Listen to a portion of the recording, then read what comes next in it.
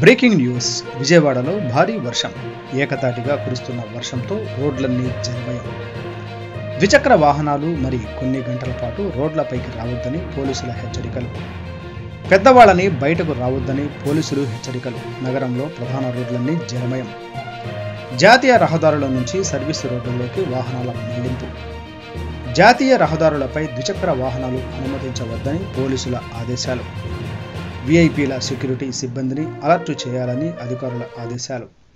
విజయవాడలోకి వచ్చే వాహనాలు దారి మళ్లించాలని సూచన. పొట్టిపాడు టోల్గేట్ వద్ద జాతీయ రహదారిపై నిలిచిన భారీ వాహనాలు.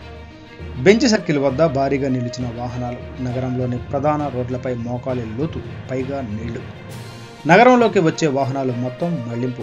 ఎస్కార్ట్ వాహనాలను ముందస్తు అనుమతి లేకుండా నగరంలోకి అనుమతించకూడదని సూచనలు. బెంచ్ సర్కిల్ నుంచి ఆటోనగర్ వరకు ఎంజీ రోడ్డుపై నిలిచిన వాహనాలు. మొఘల్ రాజ్పురంలో విరిగిన కొండ చర్యలు. ప్రధాన కూడళ్లలో ఫైర్ ఇంజన్లతో నీళ్లు తొలగించే ప్రయత్నాలు.